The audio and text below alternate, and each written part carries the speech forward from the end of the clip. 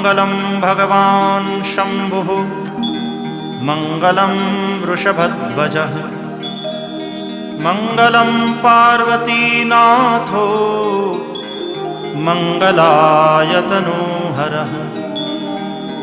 सर्वमङ्गलमाङ्गल्ये शिवे सर्वार्थसाधिके शरण्ये त्र्यम्बके गौरी नारायणि नमोऽस्तुते। अथ मन्त्रपुष्पाञ्जलिः।